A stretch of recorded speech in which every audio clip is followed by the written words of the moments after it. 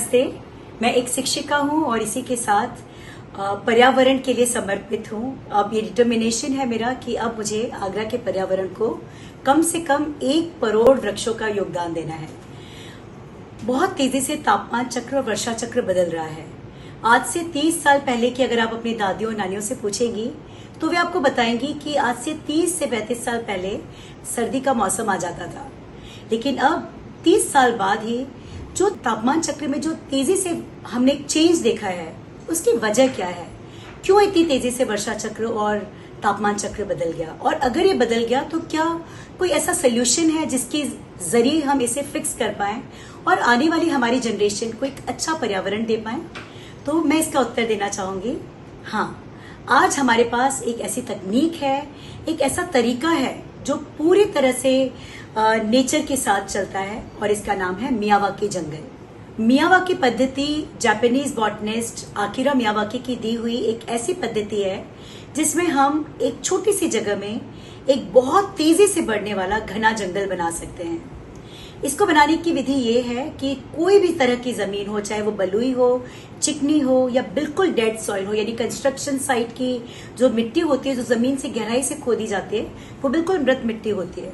किसी भी तरह की मिट्टी पर यह मियावाकी जंगल तेजी से बढ़ता है और इसको बनाने के लिए हम मिट्टी का रिबन टेस्ट करते हैं। ये देखते हैं बस कि वो बलुई है, चिकनी है या दोमट मिट्टी है, और उसके बाद हम जमीन को करीब 1 मीटर गहरा खोदते हैं और खोदने के बाद हम उसमें लोकल बायोमास ऐड करते हैं। बायोमास यानी कि सूखे हुए फूल हो सकते हैं, पत्तियां हो सकती हैं, कोकोपीट है, अगर पास में धान के खेत हैं, धान की भूसी है और गेहूं की भूसी है, कुछ भी इस तरह की चीज जो पर्यावरण से निकला हुआ बायोडिग्रेडेबल वेस्ट है उसे बायोमास कहते हैं। हम इस मिट्टी में बायोमास और कंपोस्ट में हम गोबर खाद ले सकते हैं या वर्मी कंपोस्ट ले सकते हैं, लीफ कंपोस्ट ले सकते हैं, किसी भी तरह का कंपोस्ट मिक्स करके हम उस गड्ढे को फिर से भर देते हैं। भरने के बाद इस पद्धति की सबसे स्पेशल बात यह है कि इसमें चयन किया जाता है कि वहां की देसी प्रजातियां क्या है। आगरा की जो देसी प्रजाति है इसमें कई फल, कई फूल, कई जड़ी बूटियों के पेड़ हैं। इसमें पेड़ों को शामिल किया जाता है जो पेरेनियल्स होते हैं। उन सब को मिला जुलाकर एक संयुक्त परिवार की तरह उस पैच में लगा दिया जाता है। 1 स्क्वायर मीटर एरिया में 3 से 5 पेड़ लगाए जाते हैं। ये इतने पास पास लगाए जाते हैं। अब ये प्रश्न जरूर आपके दिमाग में आएगा कि इतने पास पास पेड़ लगाएंगे तो पेड़ बढ़ेंगे कैसे और क्या इसमें सचमुच फ्रूटिंग होगी।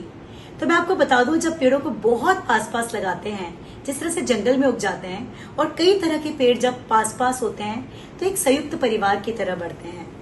संयुक्त परिवार में जैसे समझो आपके जंगल में एक फलीदार पेड़ है, कोई भी फलीदार पेड़ हो सकता है, ये गुलमोहर हो सकता है, सहजन हो सकता है और ये करंज हो सकती है, करंज पापड़ी।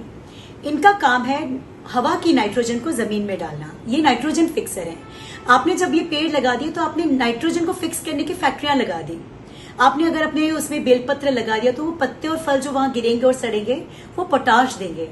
इस तरह के जंगल में तरह तरह के पक्षी आएंगे और वहीं पे वो जो अपना ड्रॉप बीट करेंगे वो यहाँ पे फास्फोरस का काम करेगा।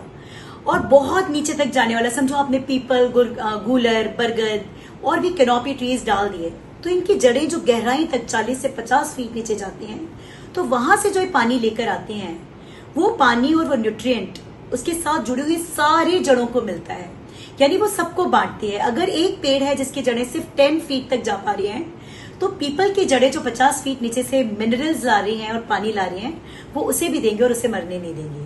तो ये बहुत बड़ा बेनिफिट है जब पास पास आप पेड़ लगाते हैं। एक पेड़ दूसरे पेड़ को सपोर्ट करता है। इसके अलावा एक और चीज जो बहुत अच्छी होती है कि पेड़ इतने पास पास लगे होते हैं कि उन्हें साइड पे बढ़ने का मौका नहीं मिलता और वो सनलाइट के लिए ऊपर कॉम्पीट करते हैं, और ऊपर बढ़ने की वजह से वो 1 से 2 सालों में ही 15 से 20 फीट लंबे हो जाते हैं। और इस पे फिर नेचुरल फ्रूटिंग भी हमें बहुत जल्दी मिल जाती है जो पूरी तरह से ऑर्गेनिक है। इस जंगल की एक और बहुत अच्छी बात यह है कि ये अंडरग्राउंड वाटर रिचार्ज करने में कन्वेंशनल फार्मिंग से 30 गुना ज्यादा सक्सेसफुल है। यानी आपके आंगन के बोरवेल में अगर पानी नहीं है और आपके आंगन के एक कोने में आपने मियावाकी जंगल बना दिया तो मेरा दावा है कि 2 साल में उस बोरवेल में पानी होगा। अंडरग्राउंड वाटर के स्तर के घटने की जो समस्या आज हम सब फेस कर रहे हैं उसका बहुत बड़ा सोल्यूशन हो सकता है मियावाकी। इसमें बायोडाइवर्सिटी जो कि कन्वेंशनल जंगल से 30 गुना ज्यादा है। वो प्रजातियां जो विलुप्त हो गई हैं, फिर से जब नेटिव ट्रीज, नेटिव प्लांट्स जुड़ेंगे तो वो वापस लौट आएंगे। और उनका हमारी प्रकृति के लिए क्या योगदान है, ये सब हमने पढ़ा है, हमने जाना है, पर हम इसे कहीं भूल गए हैं। ये जो जंगल है, ये डस्ट अब्जॉर्प्शन के लिए 3000 गुना ज्यादा काम करते हैं कन्वेंशनल फार्मिंग के लिए। ये एक इकोस्टिक वॉल बनाते हैं, नॉइज पोल्यूशन को अब्जॉर्ब करते हैं, और इसके जो बेनिफिट्स हैं वो काउंटलेस हैं। ये कार्बन सिंकिंग का काम करते हैं। ये अगर घनी आबादी के कोई क्षेत्र में या रोड के किनारे पे, सबसे अच्छी बात यह है कि आज की जो हमारी मॉडर्न लाइफस्टाइल है उसमें आप अपने अपार्टमेंट की बाउंड्री वॉल पे इसे बना सकते हैं। घर के कोने में अगर कुछ स्क्वायर मीटर जगह, आप वहां भी इसे लगा सकते हैं और इसकी होने वाली फ्रूटिंग, फ्लावरिंग को एंजॉय कर सकते हैं। तो ये है वो मियावाकी पद्धति जिसके थ्रू हम घने जंगल, बहुत तेजी से बढ़ने वाले जंगल बना सकते हैं। हमें कुछ नहीं करना है। आबादी बढ़ने के साथ हमें जरूरत है फैक्ट्रीज की, हमें जरूरत है स्कूल्स की, इंफ्रास्ट्रक्चर की हमें जरूरत है। हम इसे नकार नहीं सकते। बस एक इतनी सी ही जरूरत है कि हम नेचर के साथ एक पार्टनरशिप कर लें। अगर 60% हम इंफ्रास्ट्रक्चर के लिए यूज कर रहे हैं तो 40% हम जंगलों से भर दें। सबसे बड़ी बात, जो सबसे खूबसूरत पार्ट है मियावाकी जंगल का, वो ये कि 2 साल के बाद ये जंगल बिल्कुल सेल्फ सस्टेनेबल हो जाते हैं। यानी कि इन जंगलों के लिए no maintenance is best maintenance. न इसे खाद देने की जरूरत है, न पानी देने की जरूरत है। और हाँ, इसके फ्रूटिंग, फ्लावरिंग, मेडिसिनल प्रॉपर्टी के जो पेड़ हैं वो आप उसके फल एंजॉय कर सकते हैं, जो पूरी तरह से ऑर्गेनिक है, जिसमें नेचर का टेस्ट भरा हुआ है। इसको बनाने के बाद जब इसमें मिला जुला के हम प्लांट्स लगा देते हैं तो मिट्टी की सतह को भी हम बायोमास से 6 इंच मोटी चादर से ढक देते हैं, ताकि खरपतवार न उगे और पानी का इवेपोरेशन न हो और माइक्रोबियल एक्टिविटीज जो है वो बहुत एक्टिवली हो।